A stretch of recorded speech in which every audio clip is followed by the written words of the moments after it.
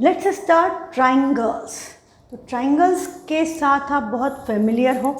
Triangle आप बहुत छोटी क्लासेस से पढ़ते आ रहे हो ट्राइंगल्स के बारे में। 9th में आपने कॉन्ग्रुएंस ऑफ ट्राइंगल्स के बारे में पढ़ा।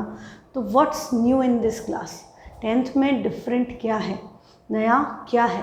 तो 10th में हम पढ़ेंगे सिमिलैरिटी के बारे में। कॉन्ग्रुएंस में क्या होता था बेटा, आपके दो ट्राइंगल्स कॉन्ग्रुएंट हैं, इसका मतलब हम एक ट्राइंगल को उठा के दूसरे पे रखें तो they will overlap each other, exactly same size होना ज़रूरी था। पर सिमिलैरिटी में सिमिलर मतलब एक जैसा दिखना, एग्जैक्टली एक जैसा होना ज़रूरी नहीं है। When you talk about similar things तो वो एक जैसे दिखेंगे, size may be different but their appearance will be same. तो उससे आप बोलते हो कि शेप्स आर सिमिलर, है ना। तो देखो जैसे ये पहचान गए आप, this is the logo of Aritra tutorials. अब यदि हम ऐसे, यहाँ पर भी आपको क्या दिख रहा है, बहुत सारे लोगो नज़र आ रहे हैं, है ना। तो साइज़ अलग अलग है but you can C and decide कि हाँ ये तो अरित्र ट्यूटोरियल्स का लोगो है। लाइक ऐसे यदि हम ताजमहल की फ़ोटो लगा दें या आप जयपुर में जो भी प्रोग्राम होता है, you will see in the backdrop there will be beautiful pic of Hawa Mahal, और वो इतना सा स्टैम्प साइज़ हो, हाँ इतना छोटा सा स्टैम्प साइज़ या इससे भी छोटा हम उसको कर दें तो भी आप उसको देख के पहचान जाते हो कि ये तो हवा महल है ना, या ताजमहल है, या कोई भी फ़ोटो, या आप आपका खुद का पिक्चर ले लो कि आपने आपका फ़ोटो खिंचवाया और मान लो कि वो फ़ोटो बड़ा अच्छा आ गया तो आपने क्या किया, आपने अपने रूम में पूरा पोस्टर बनवा के लगवा दिया बड़ा सुंदर सा। पर वो छोटा सा फ़ोटो, उसका थोड़ा बड़ा फ़ोटो और बड़ा फ़ोटो, पोस्टर, सब में आप ही हो ना, यू आर रिकॉग्नाइजेबल कि आप हो, है ना। हम दूर से देख के कोई भी बता देगा, कोई छोटा बच्चा ही बोलेगा कि हाँ ये भैया की फ़ोटो है या ये दीदी की फ़ोटो है ना। तो सिमिलर है, they are all similar, that's why you are able to recognise them. तो ये एक जैसे दिखते हैं बट क्या इनका साइज़ सेम है? इनका साइज़ अलग है, ये छोटा है, ये थोड़ा बड़ा, ये और बड़ा, ये और बड़ा, और ये वाला और भी ज़्यादा बड़ा, है ना। तो बट शेप आप उन्हें ऑब्जर्व करें तो इन सब में ये जो ट्राइंगल बना है, लोगो बना है, उसका ओरिएंटेशन सेम है। हाँ angles are same, sides are changing, sides का रेशो चेंज हो रहा है पर एंगल्स की वैल्यू सेम है। हाँ तो देखो ये चीज़ मैं आपको एक एग्जांपल से समझाती हूँ। यदि हमने किसी का फ़ोटो ले लिया, हमने यदि कोई भी फ़ोटो ले लिया, जैसे ये फ़ोटो है आपके बुक में है, it's so easy to measure the height of the mountain. कैसे?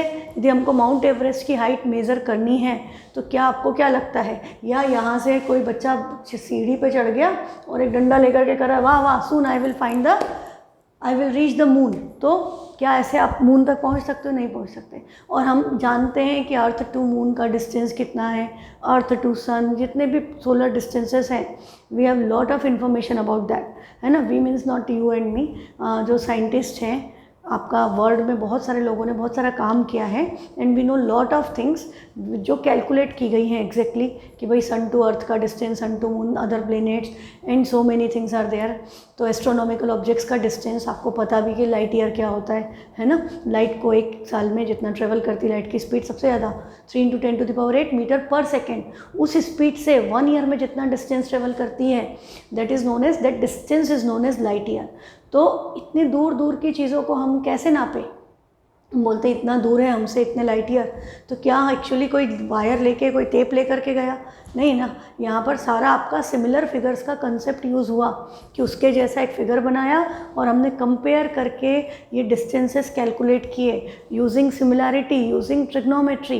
जब आप हाइट एंड डिस्टेंस चैप्टर पढ़ोगे, applications of trigonometry, you will get into those things कि कैसे की गई है ये। माउंट एवरेस्ट की हाइट कैसे निकाली कि सबसे ऊँचा है, हाँ कोई भी पहाड़ की हाइट कैसे निकाली। आज तो आपके पास बहुत सारी फैसिलिटीज़ हैं पर माउंट एवरेस्ट की हाइट तो बहुत पहले नाप ली गई थी, ड्रोन पहले थोड़ी थे, है ना। तो सोचोगे तो तुम्हें पता चलेगा कि ये सब मैथ्स की हेल्प से हुआ। हाँ बहुत सारी चीज़ों में आपका मैथमेटिक्स यूज़ हुआ है, तो इसीलिए हमको पढ़ना पड़ता है कि कहीं ना कहीं यूज़ हो रहा है प्रैक्टिकल लाइफ में, ठीक है। तो सिमिलैरिटी मतलब दो ट्राइंगल सिमिलर हैं। अच्छा मैं जो बात कर रही थी उसके लिए I will take a pic. Suppose मैंने यहाँ पर किसी की भी फ़ोटो उठा लेते हैं अपन, मैंने एक्चुअली ली थी पर फिर मैंने डिलीट कर दी। लेट मी टेक, चलो अमिताभ बच्चन को ले लेते हैं। अमिताभ बच्चन का एक फ़ोटो लेते हैं, फिर अपन देखते हैं कि उसके साथ अपन क्या क्या कर सकते हैं, right. Suppose I take any photograph, चलो ये ले लिया हमने, हाँ, जंजीर का, ठीक। अब ये फ़ोटो आपके पास है, ऐसे आपके पास आपके भी फिक्स होते हैं। अभी आप कंप्यूटर में यूज़ करते हो, यदि इस फ़ोटो को मैं जूम करूँ, देखो यदि मैं इधर कॉर्नर से पकड़ के इनको छोटा भी करूँ तो आपको पहचान में आ रहा है, इसको बड़ा करते जाऊँ, you can recognise it is Amitabh Bachchan, है ना। पर यदि इसी फ़ोटो को मैं इस कॉर्नर से पकड़ने की बजाय, यहाँ भी एक आपको पता है कि आपका पेंट ब्रश में भी एक यहाँ पर वो होता है, आप यहाँ से पकड़ करके इनको इनलार्ज कर दो तो डिस्टॉर्ट हो गया। पहचान में अभी भी आ रहा है, but it has been distorted. क्यों? क्योंकि हमने लेंथ तो इंक्रीज़ कर दी पर हमने विड्थ इंक्रीज़ नहीं की, तो फ़ोटो चेंज हो गया, है ना। और ऐसा ही काम यदि हम यहाँ पर इनकी सिर्फ विड्थ इंक्रीज़ करते जाएं तो थोड़ी देर बाद पता भी नहीं चलेगा कि था क्या, हाँ, ये no one will be able to recognise कि किसकी फ़ोटो है, वो आंखें दोनों मिक्स हो जाएंगी, ठीक। तो हमने यदि यहाँ से किया तो अब प्रॉब्लम क्या हुई कि हमने विड्थ चेंज की, लेंथ नहीं चेंज की। तो हम जब ऐसे यहाँ से पकड़ते हैं, हम जब यहाँ से इस जगह से यहाँ से हम कर रहे हैं तो हम क्या कर रहे हैं, लेंथ और ब्रेथ दोनों को सेम रेशो में इंक्रीज़ कर रहे हैं। We are increasing length as well as breadth. देखो जब ऐसे बड़ा होता है फोटो तो लेंथ भी इंक्रीज़ हुई, ब्रेथ भी इंक्रीज़ हुई, और आपके एंगल्स रिमेन सेम। सारे एंगल जो उनका इंक्लिनेशन है, हर लाइन का, बहुत सारी लाइन से बनी होगी पिक, तो वो इंक्लिनेशन सेम रहता है। तो यदि सारे एंगल सेम हो और लाइन सेम रेशो में इंक्रीज़ की जाए तो आपका फ़ोटो सिमिलर दिखेगा। You can enlarge it, you can small size, post का आपका स्टैम्प साइज़ होता है छोटा, फिर पोस्ट कार्ड साइज़ होता है, हाँ, पासपोर्ट साइज़ होता है, पासपोर्ट से बड़ा पोस्ट कार्ड होता है, और उससे बड़ा आजकल तो आजकल तो हम लोग फ़ोटोज़ को प्रिंट ही नहीं कराते हैं। पहले के ज़माने में फ़ोटोज़ को प्रिंट करवाया जाता था। हाँ, आपके पेरेंट्स के, ग्रैंड पेरेंट्स के एल्बम्स होंगे, आजकल तो हमारे एल्बम्स लैपटॉप में मिलते हैं, पहले एक्चुअली फ़िज़िकल फॉर्म में होते थे, ठीक है। तो उस टाइम पे क्या, हमको फोटोग्राफ़र को जो फ़ोटो लैब होती थी उसको बताना होता था इसको किस साइज़ में इनलार्ज कर दे, किस साइज़ में फ़ोटोज़ को डेवलप करके दे, ठीक। तो जनरली वो आपका पोस्ट कार्ड साइज़ होता था। आपको बड़ा करवाना है 4/6, 5/7, तो they use to enlarge the photo in such a way that sides का रेशियो सेम रखेंगे, अदरवाइज शेप फ़ोटो गड़बड़ हो जाएगी, आपकी पहचान में नहीं आएगी कि आपका फ़ोटो है, ठीक है। और एंगल सेम रखते थे, so they use to create similar photograph. जैसा फ़ोटो है वैसा ही आएगा, जैसे आप दिखते हो आप वैसे ही फ़ोटोज़ में नज़र आओगे, ठीक। तो अब हम बेसिक सिमिलैरिटी की बात शुरू करें तो आपको सिमिलर शेप्स जो होते हैं, जैसे सर्कल है, सर्कल्स कब कॉन्ग्रुएंट होते थे बेटा, यदि उनकी रेडियस सेम है। इफ़ यू हैव 2 सर्कल्स, यदि आपके पास सर्कल है, हाँ, यदि आपके पास सर्कल है, ठीक, 2 सर्कल हैं, तो ये कॉन्ग्रुएंट कब होंगे, जब हम एक को दूसरे के ऊपर रखें और वो ओवरलैप कर ले, दूसरा नज़र ना आए। ये छोटे बड़े हैं, बट कोई छोटा बच्चा भी देख करके क्या बोल देगा कि ये एक जैसे हैं, बॉल है, if it is 3D this will look like ball. ये गोल गोल है, सारे सर्कल एक दूसरे के जैसे नज़र आते हैं, means they are similar to each other. यदि हम यहाँ पर कितने भी सर्कल बना दें, you can say all of the circles are similar to each other, क्योंकि सर्कल में आपका एक ही चीज़ होती है, रेडियस। इनकी रेडियस अलग अलग है तो वो सिमिलर है। यदि रेडियस इक्वल होती तो वो क्या हो जाता है, कॉन्ग्रुएंट। तो एक बात क्या याद रखनी है, ऑल सर्कल्स आर सिमिलर, ठीक। अब हम बात करें स्क्वायर्स की, तो यू कैन सी जितने भी स्क्वायर होते हैं, fill colour white, side line colour, ये all squares are similar to each other. जितने भी स्क्वायर हैं सारे के सारे, छोटा बनाओ बड़ा बनाओ, सब एक जैसे दिखते हैं। पर यदि हम इनकी साइड इक्वल हो, हम इसको एक को उठा के दूसरे पे रखें और ये ओवरलैप कर ले तो ये क्या हो जाएंगे, कॉन्ग्रुएंट। स्क्वायर में क्या स्पेशल बात होती है, 9th में क्वाड्रिलेटरल पढ़ा था, सारे angle 90 degree, all angles are 90 degree and all sides are equal. तो ये 2 स्क्वायर्स, कोई भी 2 स्क्वायर लो, उनके एंगल्स हमेशा क्या होंगे, इक्वल। और साइड्स क्या होगी, साइड्स का रेशो अलग अलग हो सकता है ना, कि आपका मान लो इस स्क्वायर की साइड 4 सेंटीमीटर और इसकी साइड 3 है, इसका मतलब इनकी सारी साइड 4 सारी साइड 3, तो इनका रेशो निकालेंगे सारी साइड्स का तो 3/4 3/4 3/4 ही आएगा, या 4 वाला ऊपर रखा तो 4/3 4/3 4/3, ऑल साइड्स का रेशो इक्वल है, means sides are proportional and all angles are equal to 90 degree, तो all squares are similar to each other, सारे की सारे स्क्वायर एक दूसरे के जैसे नज़र आते हैं। फिर हमारे पास है इक्विलेटरल ट्राइंगल। तो what can you say about equilateral triangle? Equilateral triangle भी दुनिया में जितने हैं सब एक जैसे दिखेंगे। क्यों दिखेंगे? 9th में आपने पढ़ा था इक्विलेटरल ट्राइंगल के सारे एंगल का सम 180 होता है, कोई से भी ट्राइंगल के सारे एंगल का सम 180 होता है। और इक्विलेटरल ट्राइंगल में क्या होता है? All sides are equal, and हमारा थ्योरम क्या था?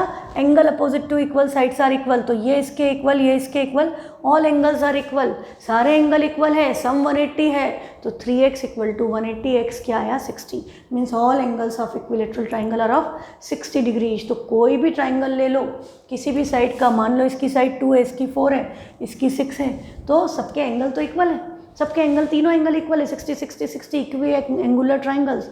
और साइड का रेशो सारी साइड भी इक्वल है, तो इसका रेशो लेंगे तो 2/4 मतलब 1/2, ये भी रेशो 1/2, इन साइड्स का रेशो भी 1/2, सारी की सारी साइड्स का रेशो दोनों का 1/2 1/2 1/2 सेम आया।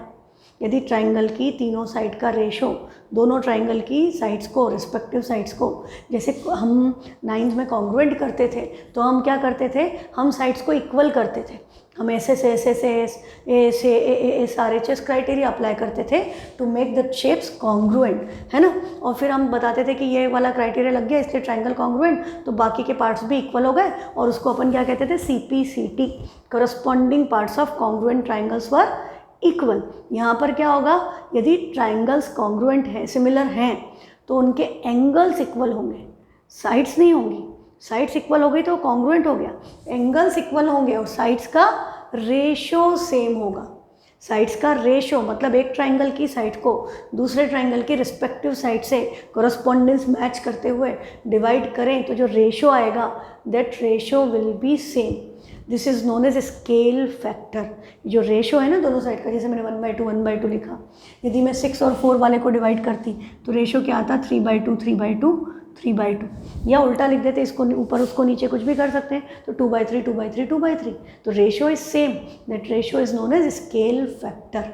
ठीक है, जब कंस्ट्रक्शन चैप्टर करेंगे तब भी हमको ये कंसेप्ट काम आएगा। कंस्ट्रक्शन में स्केल फैक्टर और ट्राइंगल्स की कंस्ट्रक्शन करनी होगी हमको सिमिलर। तो हमको क्या पता चला कि इक्विलेटरल ट्राइंगल जितने भी हैं वो सब एक दूसरे के जैसे हैं, एक जैसे दिखते हैं। जितने स्क्वायर हैं दुनिया में सब एक जैसे दिखते हैं, जितने सर्कल हैं सब एक जैसे दिखते हैं, है ना। कॉन्ग्रुएंट होने के लिए क्या ज़रूरी है? If it is a circle their radius should be equal, if they are equilateral triangle their sides की length should be equal, if they are square their side should be equal, है ना। यदि उनकी साइड्स की value equal हो गई तो shapes congruent हो जाएंगे। पर सिमिलर होने के लिए साइड इक्वल होना ज़रूरी नहीं है, एंगल्स इक्वल होना ज़रूरी। ठीक है, इतनी बात समझ में आई। तो अब हम आगे चलें। तो अब हमारे ये सब तो हो गए similar shapes. What about the dissimilar shape? तो यहाँ पर आपकी बुक में लिखा है we can say that all congruent figures are similar. जितने भी कॉन्ग्रुएंट हैं वो तो सिमिलर होंगे ही ना, क्योंकि उनके सारे एंगल इक्वल है और उनकी साइड्स भी इक्वल है। तो रेशो साइड्स का क्या आएगा? 1:1। स्केल फैक्टर आपका 1 1 1 हो गया, क्योंकि all sides are equal.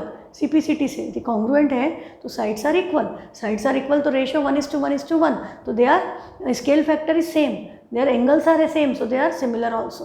Congruent shape तो पक्का सिमिलर होंगे, पर सिमिलर हो तो कॉन्ग्रुएंट होना ज़रूरी नहीं है। एक स्क्वायर आपने ले लिया 2 सेंटीमीटर रेडियस का, एक स्क्वायर ले लिया, एक सर्कल ले लिया 2 सेंटीमीटर रेडियस का और दूसरा ले लिया 5 सेंटीमीटर रेडियस का, तो दिखेंगे तो गोल गोल, पर रेडियस अलग अलग है, ओवरलैप नहीं करेंगे, कॉन्ग्रुएंट नहीं होंगे, पर सिमिलर होंगे।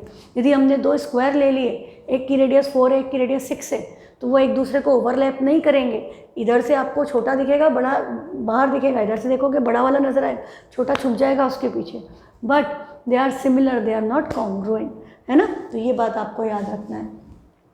अब इन्होंने ये बात जो मैंने आपको हमारे लोगों से एक्सप्लेन की थी, they have explained it with the help of Taj Mahal. हाँ, तो अभी हमने जो बात की थी हवा महल, ये सारे फोटो में देखो हवा महल अलग अलग अलग नज़र आ रहा है आपको, but you can C and just look by looking at this aperture, आप इस डिज़ाइन को देख करके बोल दोगे तो हवा महल है ना।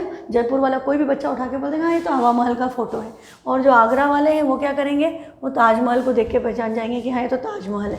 अब हम इस ताजमहल का फ़ोटो छोटा भी कर दें तो आप इसको पहचान पा रहे हो, है ना, क्योंकि हमने इसका स्केल फैक्टर सेम रखा है, लेंथ ब्रेथ सेम रेशो में कम की।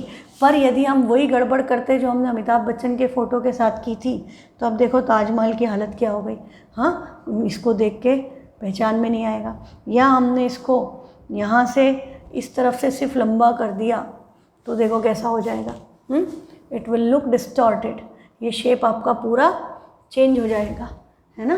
तो ये नहीं करना है, इसका आपको सिमिलरिटी के लिए क्या करना है, सेम दोनों लेंथ ब्रेथ को सेम रेशो में इंक्रीज या डिक्रीज करना है। आप डिक्रीज भी कर सकते हो, we can decrease also in the same ratio, तब भी देख के आपको ये हो गया स्टैम्प साइज, स्टैम्प जितना। आजकल तो लेटर लिखने की ज़रूरत नहीं पड़ती तो स्टैम्प की भी ज़रूरत नहीं पड़ती। ये आपका छोटा सा हवा महल है ना, तो ये देख करके भी आप पहचान जाओगे कि this is Hawa Mahal, because the shapes are similar, ये एक जैसे दिखते हैं, हाँ, क्योंकि उनके एंगल्स इक्वल है एंड साइड्स का रेशो प्रोपोर्शनल है। अब आपको बोला है what can you say about the two photographs of the same size of the same person. यदि एक ही बंदे के दो फोटो ले लें, आपका ही फ़ोटो एक 10 ईयर्स का और एक अभी का, सेम साइज़ में, तो दोनों सेम आएंगे क्या? नहीं आएंगे, क्योंकि आप चेंज हो चुके हो, है ना। है तो सेम बच्चा पर चेंज हो गया, वो सेम फीचर्स तो नहीं रहे, थोड़ा बहुत चेंज हो गया, या तो आप बड़े हो गए हो। तो और are this photograph similar, this photographs are of the same size but certainly they are not of the same shape, shape change हो गया आपका, तो वो सिमिलर नहीं होंगे। What does the photographer do when she prints photographs of different sizes? है ना, ये स्टैम्प साइज़, पासपोर्ट साइज़, ये बुक भी आपकी पुरानी है तो ये उन्हीं सब चीज़ों की बात कर रही है। तो वो क्या करते हैं, अब मैंने आपको ये बात बता दी है कि वो इनलार्ज जब करते हैं या जब उसको रिड्यूस करते हैं साइज़ को, उसका स्केल फैक्टर सेम रखते हैं, साइज़ का रेशो। जैसे यदि 45 mm या 55 mm है तो बिगर फोटोग्राफ में 45/35, 55/35, मतलब ओरिजिनली 35 था, 45 कर दिया या 55 कर दिया। हर लाइन सेगमेंट को लेंथ ब्रेथ दोनों सेम रेशो में इंक्रीज करेंगे तो फोटो पहचान में आएगा। हाँ, तो ये हमारा क्या कहलाता है, this is known as scale factor. तो दो पॉलीगन जो हैं आपके, उसके लिए उनके सिमिलैरिटी के लिए सबसे इंपॉर्टेंट कंडीशन क्या है, number of sides should be same. क्या मैं एक ट्राइंगल को एक स्क्वायर से सिमिलर कर सकती हूँ, या ट्राइंगल को क्वाड्रिलेटरल से? नहीं कर सकते ना, उसमें 3 साइड है, उसमें 4 साइड है, देख के कोई बच्चा भी बोल देगा कि ये तो एक जैसे नहीं है ना। एक स्क्वायर को एक सर्कल से कंपेयर कर सकते हैं क्या? सर्कल गोल है, स्क्वायर चौकोर है, you can not compare them, their shape is totally different, तो दे आर डिसिमिलर शेप्स, है ना। तो यदि हम कोई भी पॉलीगन्स को कंपेयर कर रहे हैं तो सबसे पहली बात तो क्या हुई कि उनकी साइड सेम होना चाहिए, नंबर ऑफ साइड सेम होना चाहिए। That means a triangle can be similar with triangle only, square square से, या quadrilateral can be similar to a quadrilateral, pentagon या ट्राइंगल के सिमिलर नहीं हो सकता वो, ये सिंपल सी बात है। अब दूसरी बात क्या है कि उन दोनों ट्राइंगल, यदि हमारे पास दो पॉलीगन हैं तो उनको सिमिलर होने के लिए हमारी कंडीशन क्या है कि उनके सारे एंगल इक्वल होना चाहिए और उनकी साइड्स का रेशो प्रोपोर्शनल होना चाहिए। Sides should be in same ratio, sides, इसको हम शॉर्ट में क्या कहते हैं, sides should be proportional, angles equal, sides proportional. ये हमारा किससे आएगा, CPST, corresponding parts of similar triangle. CPCT में क्या होता था बेटा, दोनों इक्वल, एंगल भी इक्वल, साइड भी इक्वल, पर CPST में क्या आएगा, CPST corresponding parts of S for similar, T for triangle, है ना। कोरस्पॉन्डिंग पार्ट और ट्राइंगल सेम है CPCT और CPST में, बस C था कॉन्ग्रुएंट के लिए, यहाँ S वर्ड आ रहा है सिमिलर के लिए। जैसे ही आप ट्राइंगल्स को सिमिलर करने के बाद CPST अप्लाई करोगे तो आपकी सबसे इंपॉर्टेंट बात क्या है, एंगल्स हैं तो इक्वल होंगे, साइड्स हैं तो रेशो इक्वल होगा, that is sides are proportional. Side equal नहीं होगी, साइड भी इक्वल होगी तो कॉन्ग्रुएंट हो जाएंगे, सिमिलर नहीं रहेंगे, सिमिलर भी रहेंगे पर कॉन्ग्रुएंट हो जाएंगे। तो हमको सिमिलैरिटी की बात करनी तो साइड्स का रेशो इक्वल होना चाहिए। तो two polygons of the same number of sides are similar if their corresponding angles are equal and their corresponding sides are in the same ratio or proportion, ठीक है। correspond the same ratio of the corresponding sides is referred to as the scale factor, या हम इसको representative fraction भी कह सकते हैं। 3/4, 1/4, 4/3 ऐसे फ्रैक्शन में आएगा ना, हमेशा पॉजिटिव ही होगा, तो उसको representative fraction, but generally the word use is scale factor. तो अब उसके लिए आपको एक एक्टिविटी दी है कि यदि आपने क्या किया, आपने एक लाइट के सामने आपने कोई भी एक ट्रेपेजियम क्वाड्रिलेटरल कुछ कट किया और उसको लाइट के नीचे रखा, तो उसका शेडो नीचे बनेगा ना। यदि हम किसी वाइट वाली नहीं, येलो लाइट ले लो तो उसमें बढ़िया शेडो बनेगा। तो आप उसके पास, यदि आपने, इन्होंने क्या किया, ये ABCD एक quadrilateral which is appearing to be a trapezium, उसको लाइट के पास रखा, तो ये उसका शेडो बन गया। You can see they are similar, एक जैसे दिख रहे हैं, पर ये बड़ा है। हाँ, इसको और पास लेके जाते तो और बड़ा शेडो बनता, ठीक है। तो ये एक्टिविटी आप चाहें तो आप करके देख सकते हैं। तो इसमें क्या होगा कि ये जो नाम है, इसको हमने नाम दे दिया A dash, B dash, C dash, D dash. A point के कॉरस्पॉन्डिंग पॉइंट कौन सा हुआ, A डैश, B के कॉरस्पॉन्डिंग B डैश, C के कॉरस्पॉन्डिंग C डैश, D के कॉरस्पॉन्डिंग D डैश। तो हम कॉरस्पॉन्डिंग शो करने के लिए इस तरह से एरो लगाते हैं दोनों तरफ। B corresponds to B dash, या B डैश B था, C क्या बन गया, C dash, D corresponds to D dash, और हमारा एंगल A डैश के इक्वल है, B डैश के, C डैश के और D डैश के इक्वल है, और इनका साइड्स का रेशो मतलब AD upon A dash D dash. हाँ देखो, AB upon A dash B dash, BC upon B dash C dash, CD upon C dash D dash, DA upon D dash A dash, ये equal है, और angles भी equal हैं। तो दोनों polygons क्या हो गए, सिमिलर। क्यों, क्योंकि all the angles, corresponding angles are equal and all the corresponding sides are proportional, ठीक है। अब इस शेप के बारे में आपका क्या ख्याल है। हाँ, ये जो है आपको डायग्राम दिया है, इसके बारे में आप क्या कह सकते हो। तो आपको दो क्वाड्रिलेटरल दिख रहे हैं, देख के तो एक जैसे लग रहे हैं, तो एंगल्स पे नज़र मारो। ये 85 है, ये भी 85 है, सेम है। ये 70 है, ये भी 70 है। ये 100 है, ये भी 100, ये 100, 500, ऑल एंगल्स आर इक्वल। एक कंडीशन सेटिस्फाई। दूसरी साइड्स का रेशो देखें तो बेटा ये 2.1 है, ये क्या है 4.2, 2.1 का डबल है। हाँ, तो स्केल फैक्टर क्या हुआ, मल्टीप्लाई 2 से करें, 1.5 2 ज़ा 3, 2.5 2 ज़ा 5, 2.4 2 ज़ा 4.8, सारी साइड्स डबल हो गई है। इधर से उधर जाओ तो all sides have been doubled, scale factor 2 है। यदि आप उधर से इधर आओगे तो स्केल फैक्टर 1/2 है। हर साइड को 2 से डिवाइड कर दो, कीपिंग एंगल्स सेम। तो ये दोनों शेप क्या है, they are similar to each other. नाम क्या लिखेंगे, हाँ नाम लिखते वक्त कोई कॉरस्पॉन्डेंस का ध्यान रखना है। यदि हमने इसका नाम लिखा ABCD तो इसका नाम क्या आएगा, A पर P है, हाँ B पर Q है, C पर R और ये S। और सिमिलर का सिंबल तो मैंने बताया ही नहीं। तो बेटा वो जो कॉन्ग्रुएंसी का सिंबल बनाते थे ना ऐसा, इसका इक्वल टू गायब कर दो, आप सिर्फ ये बना दो टिल्डा।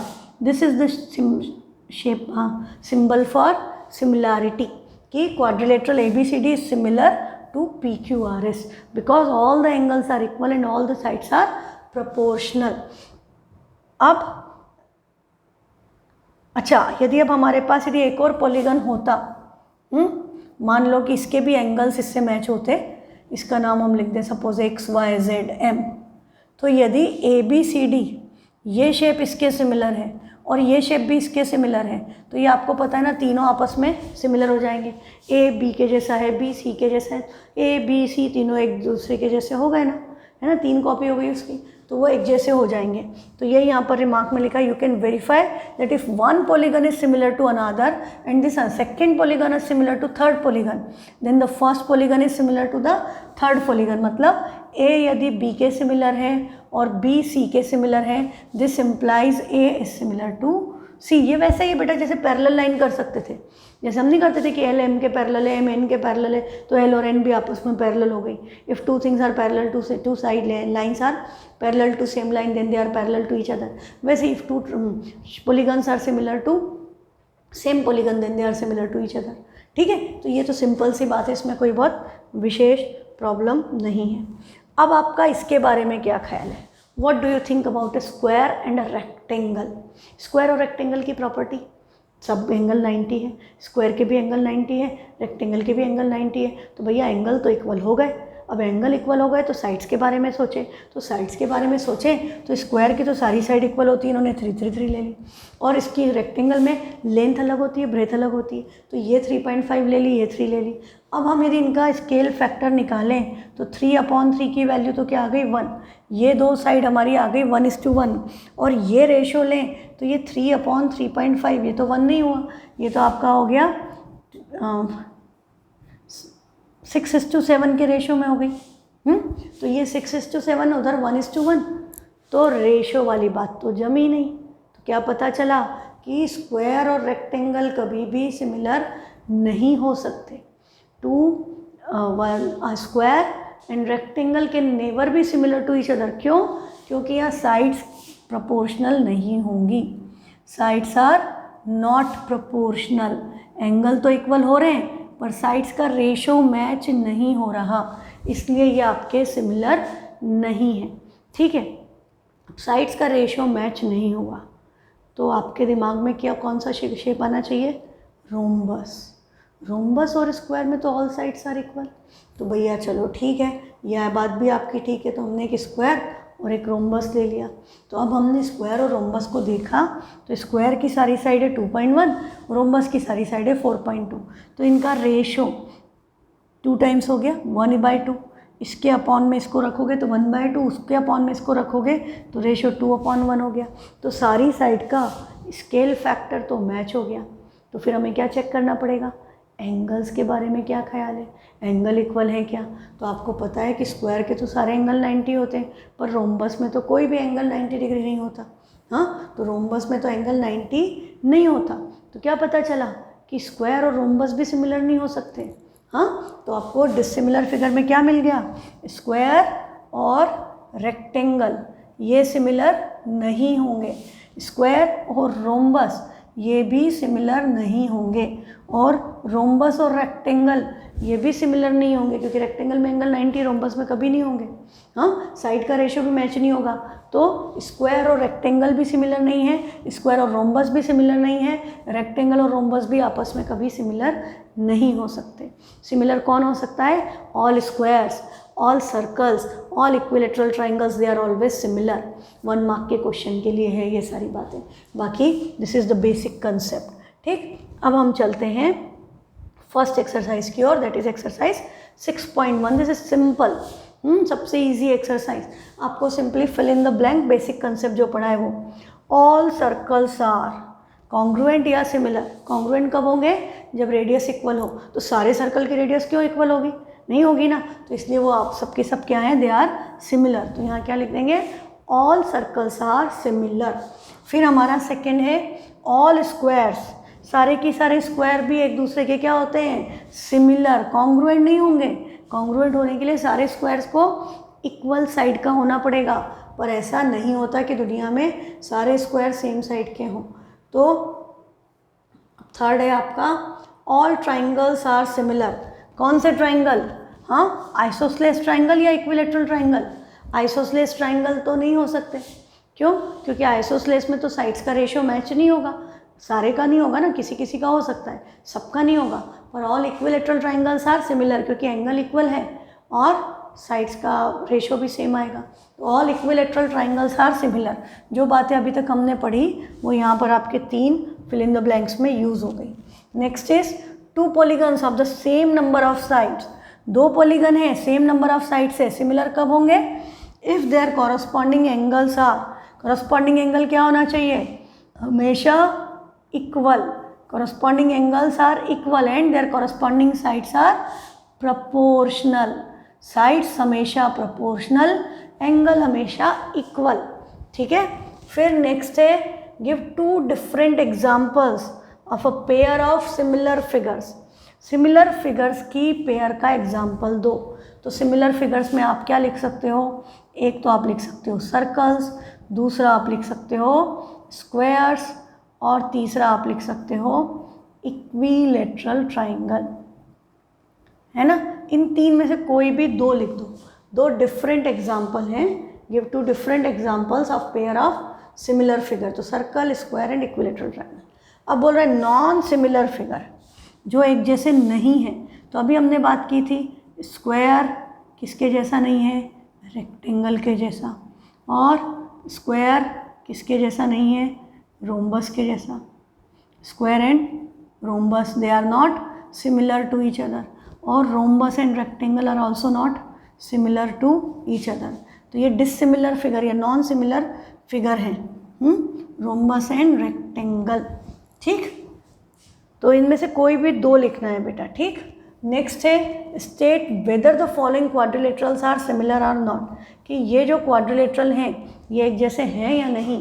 तो ये क्या दिख रहा है, ऑल साइड्स आर इक्वल, थोड़ा सा टिल्टेड फिगर, हाँ काजू कतली टाइप डिज़ाइन। तो ये आपका क्या होता है, रोम्बस होता है। इसमें स्क्वायर है, सारी साइड इक्वल है, तो दे आर नॉट सिमिलर। आप क्या लिखोगे, 1.5/3 is 1/2। Side scale factor same है, sides are proportional, but angles equal नहीं है, एंगल्स आर नॉट इक्वल। तो ये शेप सिमिलर नहीं है, this shapes are not similar to each other. ठीक, ये आपका फर्स्ट एक्सरसाइज फिनिश। ओके, तो अब हम इसके बाद हमारा क्या आएगा, अब हम ये ट्राइंगल्स पढ़ के करेंगे क्या। हम ये ट्राइंगल्स पढ़ के जो आप बचपन से पाइथागोरस थ्योरम पढ़ते आ रहे हो उसका प्रूफ इस साल हम करेंगे यूजिंग सिमिलैरिटी ऑफ ट्राइंगल्स, है ना। तो हमारा इसका यूज़ होता है सिमिलैरिटी करने में। और दूसरा हमारे पास अब इस साल हम पढ़ेंगे, एक और ग्रीक मैथमेटिशियन थे जिनका नाम था थेल्स। हाँ, तो थेल्स ने एक थ्योरम दिया था which is known as popularly as Thales theorem, और इसका दूसरा पॉपुलर नाम क्या है, बेसिक प्रोपोर्शनलिटी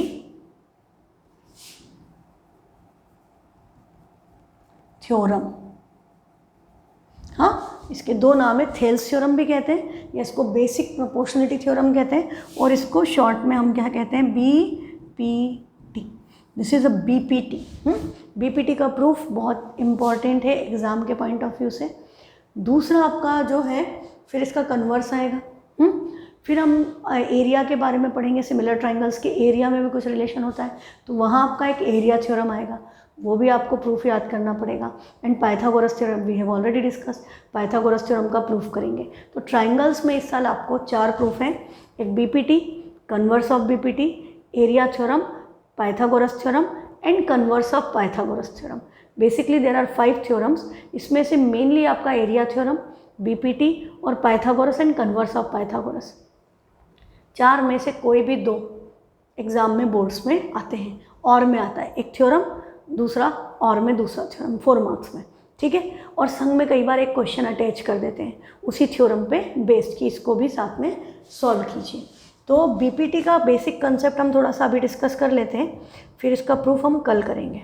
तो इसमें क्या होता है बेटा, कि आपके पास एक ट्राइंगल है, आपके पास एक ट्राइंगल है, इसका नाम है सपोज ABC, और इसमें किसी भी एक साइड के पैरेलल यदि एक लाइन जा रही है, हाँ, जो इस साइड को दूसरी साइड को, ट्राइंगल की एक साइड को इंटरसेक्ट कर रही है D पर, दूसरी साइड को इंटरसेक्ट कर रही है E पर, और ये तीसरी साइड के पैरेलल है। हाँ, in a triangle if a line intersects 2 side at 2 distinct point, ये ऐसा नहीं कि यहाँ से जा रही है तो दोनों को मिल रही है पर एक ही पॉइंट पे मिल रही है, वैसा नहीं, 2 अलग अलग पॉइंट पे इंटरसेक्ट कर रही है और थर्ड साइड के पैरेलल है, तो इसने इन साइड्स को किसी रेशो में, किसी पार्ट में डिवाइड किया ना, AD और AB का कुछ, तो ये AD अपॉन BD, ये जो रेशो है वो सेम होता है इधर AE अपॉन EC, ये रेशो जो है ना आपका, this will be equal, this is known as Thales theorem. और कन्वर्स होगा तो ऑब्वियसली आपको क्या बोल देंगे कि ये रेशो तो इक्वल है। अब आप प्रूफ करो कि DE पैरेलल है BC के, इसमें आपके पास क्या है, गिवन है, थेल्स थ्योरम में गिवन है कि DE BC के पैरेलल है और हमको प्रूव ये करना है, और कन्वर्स ऑफ पाइथागोरस में गिवन ये है, प्रूव ये करना है कि DE पैरेलल है, पाइथागोरस नहीं, sorry, converse of Thales theorem, converse of Thales theorem या कन्वर्स ऑफ BPT में हमको ये प्रूव करना है। ठीक है, बात समझ में आई? तो आज थोड़ा सा डिस्कस करते हैं ताकि आपके दिमाग में एक बार कंसेप्ट सेट हो जाए।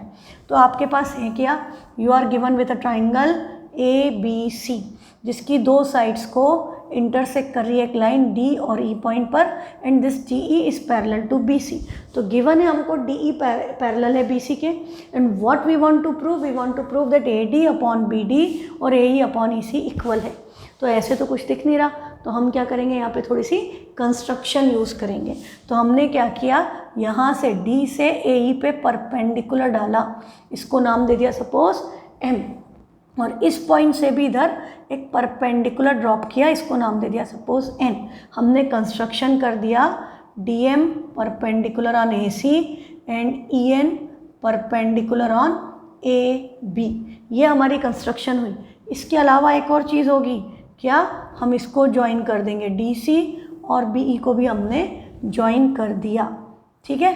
तो ये इस तरह से हमारी कंस्ट्रक्शन हो गई, ठीक। अब इसके बाद क्या होगा, इसके बाद आप देखो एक बड़ा इंपॉर्टेंट कंसेप्ट है जो मैं आज समझा देती हूँ, तो कल थ्योरम के प्रूफ में जल्दी होगा। ट्राइंगल का एरिया ऑफ एनी ट्राइंगल क्या होता है, हाफ बेस इनटू हाइट, है ना, ये तो पता है।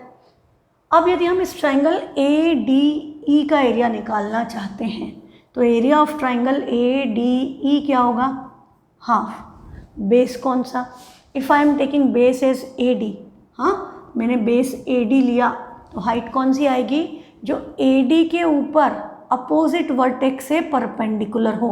तो परपेंडिकुलर क्या हुआ, EN। ये बात समझ में आई। Area of triangle is half base into height, जो बेस है उस पे ही परपेंडिकुलर होना चाहिए अपोजिट वर्टेक्स से। I can not take height as DM भी परपेंडिकुलर है, पर वो AD पे नहीं है, वो AE पे है, तो AD इंटू EN आएगा। ऐसे यदि मैं इसी ट्राइंगल का एरिया ये वाला बेस लेकर के करूं, तो ये क्या होगा, एरिया ऑफ ट्राइंगल ADE की वैल्यू इधर क्या आएगी बेटा, हाफ, बेस क्या हो गया, AE, बेस इज AE। अब AE पे हाइट कौन सी हुई, जो AE के अपोजिट वर्टेक्स D से इसके ऊपर ड्रॉप हो रही है, दैट इज DM, तो इसकी हाइट हो गई DM, है ना। तो ये हो गया हाफ AE इंटू DM, इधर बेस है AD और हाइट है EN, इधर बेस है AE और हाइट है DM। ये बात समझ में आ गई। ट्राइंगल का जो बेस है उसके ऊपर ही परपेंडिकुलर होना चाहिए, किसी और पे थोड़ी, ये बात ध्यान रखना। अब दूसरी बात क्या है कि यदि आपके पास एक इस तरह का ट्राइंगल है और इस लाइन को मैंने एक्सटेंड करके इसको भी ज्वाइन किया, तो if this is an acute angle triangle, तो ये एंगल ऑब्वियसली क्या बनेगा, ऑब्ट्यूस एंगल, क्योंकि लीनियर पेयर से दोनों का सम 180, यदि ये 60 है तो वो 120 हो गया, ऑब्ट्यूस हो गया ना 90 से बड़ा। तो बेटा यदि मुझे इसकी भी हाइट लेनी है, taking this side as base, तो ये हाइट जो होगी, हाँ, वो इस ट्राइंगल के बाहर लाई करेगी। ये इस ट्राइंगल की भी हाइट है, इस ट्राइंगल की हाइट भी यही है, और इस ट्राइंगल की हाइट भी यही है। एक्यूट एंगल ट्राइंगल की हाइट, एक्यूट एंगल मतलब यदि ऑल एंगल्स आर एक्यूट, तो ट्राइंगल की हाइट कहाँ लाया करती है, ट्राइंगल के अंदर। अच्छा, यदि ट्राइंगल राइट ट्राइंगल होता तो one of the side is height itself, है ना। आपके ट्राइंगल 3 तरह के हैं, एक है एक्यूट एंगल, तो एक्यूट एंगल में आप इधर से भी हाइट डालोगे तो भी ट्राइंगल के अंदर, किधर से भी ड्रॉप करो ट्राइंगल के अंदर ही आएगी हाइट। हाँ, राइट ट्राइंगल में one of the side will be height itself, पर यदि हमारा ट्राइंगल ऑब्ट्यूस एंगल हो गया, हाँ इस तरह का, अब इसकी हाइट यदि हम ड्रॉप करेंगे तो ये ट्राइंगल के बाहर जाएगी। हाँ, मैं इस तरफ से करती, यदि ये मैंने अभी बेस लिया, ये हाइट ली, यदि मैं इसको बेस लेती, हाँ तो नहीं, ये वाला बेस, ये एल्टीट्यूड, तो हाइट कहाँ आ गई, ट्राइंगल के बाहर। ये बात समझ में आई। तो अब देखो कि ये जो है, इस डायग्राम पे फिर से वापस आ जाओ। हाँ, ये जो डायग्राम है आपका, ये ट्राइंगल तो एक्यूट एंगल है, और ये इसके बाजू में बना ये triangle, what do you say about this, this will be an obtuse angle triangle. तो ये बेस, तो हाइट कौन सी हुई, EN, यही इसकी भी हाइट है ना। ऐसे यदि ये ट्राइंगल है तो ये बेस है, इसकी हाइट कौन सी हुई, DM, इसकी हाइट भी DM है। ये बात समझ में आई। इस साइड पे जो 2 ट्राइंगल बने उनकी हाइट सेम होंगी। हाँ, ये बात आपको समझनी है। तो यहाँ पर वापस आ जाओ। अब हम निकालें यदि एरिया ऑफ ट्राइंगल, नाम क्या है इसका नाम है BDE। तो area of triangle BDE calculate करें यदि हम, तो हाफ बेस क्या है BD, हाँ E से हाइट ड्रॉप हुई है EN, तो ये क्या हो गया हाफ BD इंटू EN, ये वैल्यू आई। अब हम इनको आपस में डिवाइड कर दें, हम इनका रेशो निकाल लें, area of triangle ADE upon area of triangle BDE की वैल्यू निकालें, तो हाफ से तो हाफ कैंसिल हो रहा है, EN से EN कैंसिल हो रहा है, तो what you will get area of triangle ADE upon area of triangle BDE, इसकी वैल्यू आपकी AD अपॉन BD के इक्वल आ गई। जो हमको प्रूव करना था AD अपॉन BD, तो वो AD अपॉन BD इन दोनों ट्राइंगल के एरिया से आ गया। सिमिलरली अब आप इस ट्राइंगल की बात करो CDE, तो हम इसका भी एरिया निकालें, एरिया ऑफ ट्राइंगल CDE, तो हाफ बेस क्या हुआ CE, और इसकी हाइट कौन सी हुई, इसकी हाइट है DM, तो this is half CE into DM। अब हम इनका रेशो निकालें, तो ये half half cancel, DM DM cancel, तो आपका area of triangle ADE divided by area of triangle CDE क्या हो गया AE अपॉन CE, ये आपकी सेकेंड कंडीशन आ गई। हाँ, this is your first condition कि area of triangle ADE upon BD is AD upon BD, area of triangle ADE upon CD is AE upon C। और हमको क्या प्रूफ करना है, हमको यही तो प्रूफ करना है कि ये AD अपॉन BD और ये AE अपॉन C इक्वल है ना। तो किसी ये दोनों के राइट हैंड साइड को इक्वल प्रूफ करना है, तो we should focus on their left hand side. तो लेफ्ट हैंड साइड में न्यूमरेटर में एरिया ऑफ ADE है, यहाँ भी एरिया ऑफ ADE है, तो न्यूमरेटर तो सेम है, तो डिनोमिनेटर को देखो, इसमें एरिया ऑफ CDE है, एरिया ऑफ BDE है, तो भैया डायग्राम में जाके ढूंढो कहाँ BDE CDE, तो आपको क्या नज़र आ रहा है कि ये तो रहा आपका BDE ये ट्राइंगल, और ये रहा आपका CDE ये ट्राइंगल, तो इन दोनों का एरिया इक्वल करना है, तो 9th का area of parallelogram and triangles जो आपके सिलेबस से हट गया था, है ना। तो I will need to teach you, आप सिंपल एक थ्योरम याद रखो कि ये ट्राइंगल्स हैं दो, हाँ ये ट्राइंगल और ये ट्राइंगल, इन दोनों का बेस सेम है, ये बेस कॉमन बेस है, और ये सेम पैरेलल लाइन, इसका वर्टेक्स भी इस लाइन पे लाई कर रहा है, इसका वर्टेक्स भी इस लाइन पे लाई कर रहा है, हाँ ये B इस पे आ रहा है, C भी इस पे आ रहा है, तो if two triangles on the same base and between same parallel lines, तो उनका एरिया इक्वल होता है। ये आपका थ्योरम है 9th का। तो आपको सिर्फ अभी स्टेटमेंट से काम चल जाएगा कि triangle BDE and triangle CDE lie on same base, base क्या है DE, and between DE parallel to BC, ये दोनों लाइन आपस में पैरेलल है, दोनों का बेस सेम है और सेम पैरेलल लाइन के बीच में लाई करते हैं, तो आपका एरिया ऑफ BDE और एरिया ऑफ CDE आपस में क्या हो गए इक्वल, इसको हमने दे दिया इक्वेशन नंबर 3। अब आप देखो ADE BDE, ADE CDE पर BDE CDE का एरिया इक्वल, तो ये दोनों का लेफ्ट हैंड साइड कैंसल, तो राइट हैंड साइड इक्वल, तो फ्रॉम 1 2 3 लिखते हम डायरेक्टली लिख देंगे from 1 2 and 3 what you get AD upon BD equal to AE upon CE, this is what you were required to prove, यहाँ पर लिख देंगे हैंस प्रूव। ये आपका थेल्स थ्योरम का बेसिक कंसेप्ट है। हाँ, तो आज थोड़ा थोड़ा समझ में आया। इसको अच्छे से जो बेसिक कंसेप्ट में क्या ध्यान रखना है बेटा कि एक तो हमने एल्टीट्यूड ड्रॉप किए, तो ये ट्राइंगल का ये बेस है तो ये हाइट हुई, ये बेस है तो ये हाइट हुई, ये जो ऑब्ट्यूस एंगल ट्राइंगल है इसकी हाइट भी यही हुई। हाँ, और फिर दूसरा triangle on the same base and between same parallels are equal in area. That's the simple concept of proving Thales theorem या बेसिक प्रोपोर्शनलिटी थ्योरम।